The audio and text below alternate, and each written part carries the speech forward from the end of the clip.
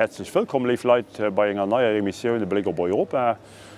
Das Woche hier von Straßburg. Wir haben heute über Plastik geschwärzt, reduzieren von Plastik, recyclieren von Plastik. Und für ein bisschen in Detail zu gehen, ich hatte das schon angekündigt, letzte Woche habe ich bei mir hier im Plateau eine belgische Kollegin von der ALDE, von den Liberalen, Madame Frédérique Ries. Bonjour, chers collègues. Bonjour, chers collègues. Bonjour, Georges. Merci d'avoir accepté de participer et de répondre à mon invitation. Je viens de dire aux spectateurs l'enjeu. On connaît tous les images sur la télé, sur les réseaux sociaux, ces images épouvantables des animaux, surtout dans les mers. Oui. Et bon, maintenant, on a voté avec une très grande majorité ton rapport. Oui. Félicitations encore Merci une fois. Merci beaucoup. Et c'était quand même... C'est pas la fin de l'histoire, hein. Oui, d'accord. Ça continue, oui. mais c'est déjà une voix très forte. C'est important. Voilà, ouais. C'est très important pour entrer dans les négociations avec les États membres. Voilà, ouais. Exactement. Mais quel était enfin... bon, l'enjeu, on le connaît, mais maintenant on s'est fixé quand même des délais assez ambitieux. On est dans un calendrier et on en est conscient. La sonnette appelle nos collègues, là on doit peut-être le préciser à ceux qui nous regardent, oui. C'est le début de la session. On est dans un calendrier très très serré, on le sait, puisqu'on a les élections européennes en mai de l'an prochain et que cette proposition nous a été mise sur la table par la Commission au mois de mai. Moi j'ai été désignée rapporteur fin mai, donc on le sait, les délais sont très très rapprochés. Je vais négocier maintenant avec les représentants des ministres, avec le Conseil. On ouvre les négociations dans 10 jours, le 6 novembre, et on espère conclure le 18 décembre. J'ai rencontré la présidence autrichienne, Madame Köstinger, une ancienne collègue à nous, qui bien évidemment a mis le dossier parmi ses priorités les plus urgentes. Je pense qu'il y a une sorte d'union sacrée. Tout le monde connaît l'urgence, parce qu'il y a une urgence. Vous l'avez dit, tout le monde a vu ces images. Et pas seulement à Bali, en Indonésie, en Inde et en Thaïlande. Le constat de la Commission et ce pourquoi on a cette directive sur la table, pour commencer, c'est l'état de nos plages et de nos océans en Europe, avec les monceaux de plastique, et notamment de plastique à usage unique, qui défigurent nos plages et qui tuent la vie dans nos océans. C'est ça le constat de départ. C'est le single use. C'est ça, le plastique jetable. Oui. C'est un plastique qu'on met un temps fou à produire, qu'on utilise 5 minutes, 10 minutes, voilà, parfois moins. Les gobelets, tout ce qui... Et puis qu'on jette, effectivement. Alors la Commission a proposé une série de mesures que j'ai renforcées. Oui. Et comme vous l'avez aimablement souligné, j'ai été encouragée par le vote de la plénière hier. En gros, pour faire simple, parce qu'on ne va pas rentrer dans la technicité, mais pour les objets en plastique à usage unique, où il y a une alternative, où l'alternative en bambou, en papier, en carton, voilà. En sucre de canne, whatever, existe, est disponible et pas cher, il n'y a aucune raison de continuer à consommer des produits du passé Absolument, et qui tuent nos océans.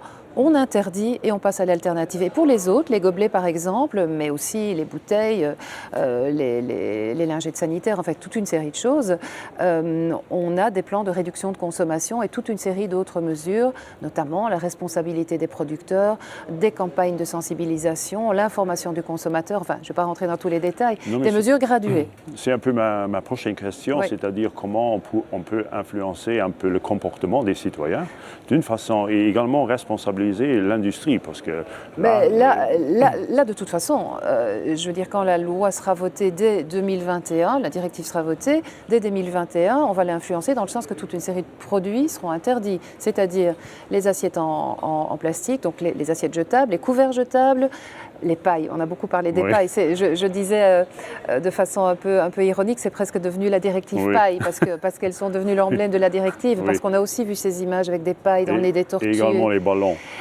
Oui, les ballons ne sont pas interdits. Oui. Mais donc les pailles, les cotton buds, donc les cotons-tiges, et alors les balloon sticks, tous ces produits-là seront interdits. Donc là, on va modifier effectivement. Mais quand je dis on va modifier, vous savez que et on en est tous très conscients, c'est un des très rares textes européens dont je n'ai pas le sentiment qu'on va l'imposer. On va probablement l'imposer à certains secteur industriel. Mais les citoyens qui sont toujours extrêmement prompts à nous critiquer, il y a une demande, il y a plus qu'une demande, il y a une pression, il y a une attente. Ils sont franchement prêts à consommer autrement. Absolument d'accord. Donc c'est en ce sens-là. Et juste pour compléter ma réponse, moi je compte beaucoup sur les jeunes parce que je vois bien que les ONG étaient sur le pont, etc. Donc moi j'ai beaucoup de mails, j'ai vraiment des milliers de mails de soutien. Mais le nombre de jeunes qui sont en train d'éduquer leurs parents, parce que c'est franchement bottom-up. Ça marche comme ça. C'est les jeunes, pas les tout petits, mais c'est vraiment les jeunes qui rentrent. Moi, je vois bien, j'ai eu des textos hier d'ados, de jeunes qui me disent thumbs up. C'est super. Mais d'une autre façon, les plastiques biodégradables, c'est la solution miracle. C'est un argument de vente. Moi, j'ai réussi à repousser tout ce concept, et je n'étais pas la seule heureusement, mais qui a été avancé par bon nombre de collègues, notamment des Italiens, parce qu'il y a eu une grosse levée de bouclier de l'industrie italienne, avec ce concept de biodégradable. Alors, biodégradable, ça sonne bien, c'est un argument de vente. Oh, dégradable, on entend dégradable, pas dangereux. Sauf qu'il n'y a pas de norme, ça n'existe pas la norme. Et la biodégradabilité, ici, elle a été testée en milieu industriel fermé. On ne parle pas de ça, on parle de pollution marine ici. Ça n'a jamais été testé. Alors peut-être que le jour où on aura une norme, on constatera qu'au lieu de mettre 500 ans, par exemple, pour un gobelet, ça met 100 ans à se dégrader. En attendant, pendant un siècle, ça pollue nos océans. Donc moi, c'est un concept ici que j'ai totalement repoussé parce que pour le moment, c'est un argument de vente. D'accord. Quels seront maintenant les points sensibles dans les négociations avec le Conseil? Peut-être un peu les moi, je ne pense pas. Clés. Je n'ai pas de boule de cristal, mais j'ai rencontré certains ministres déjà. Contrairement à certains collègues du Parlement européen, notamment les Italiens qui ont attaqué la liste des produits interdits, par exemple, qui ont voulu sauver les assiettes, sauver les couverts, je n'ai pas rencontré de ministre et entendu de retour du Conseil où il s'attaquerait au cœur de la directive, ce qu'on va interdire. En revanche, pour certains pays qui sont moins avancés que nous sur ces questions-là, ce qu'on va imposer en termes de taux de recyclage, par exemple pour les bouteilles, 90% de collecte avec 35% de produits recyclés, c'est beaucoup. Le target, il est haut, il est ambitieux. Donc moi, je m'attends à des discussions là-dessus. La Pologne, par exemple, m'a dit, nous, on n'a pas ces filières de recyclage. Donc ils ne sont pas opposés. Ils me disent, les gens que je rencontre, les ministres que je rencontre, tout le monde est conscient de l'enjeu médiatique aussi, et de l'enjeu électoral quelque part. Il y a les élections là derrière. Ils ont besoin peut-être d'une phase de transition plus longue. Les délais sont prévus dans le texte, mais je pense que sur ces questions-là, et alors aussi sur quelque chose que je n'ai pas encore mentionné non plus et qui est important dans le texte, c'est EPR, c'est-à-dire la responsabilité du producteur, du fabricant, qui est dans le texte pour tous les articles sauf un, les serviettes hygiéniques qu'on a mises à part pour des raisons sociales.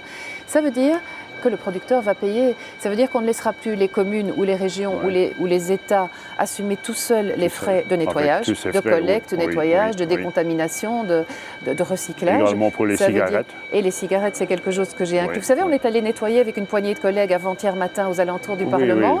Alors, pas en volume, mais en nombre. Les mégots de cigarettes. Et un mégot de cigarette, je vous passe le volet santé parce que ce n'est pas le sujet ici, mais il est important, évidemment. Mais c'est une bombe polluante. C'est une bombe polluante. Donc vraiment, ils sont visés aussi.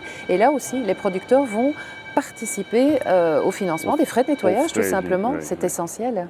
Et là, on verra la façon dont les États membres vont réagir. Dans les négociations, Bon, de toute façon, un grand merci. Merci beaucoup, Georges. C'était un plaisir. Je suis toujours ravie de me retrouver avec mes compatriotes. Encore une fois, félicitations et bon courage pour les négociations. Merci beaucoup. Vielmals merci, liebe Spectateure, für das Nachgucken. Das wäre heute von Stoßbusch über die Reduktion und über die Recyclage von Plastik. Vielmals merci, bis die nächste Woche.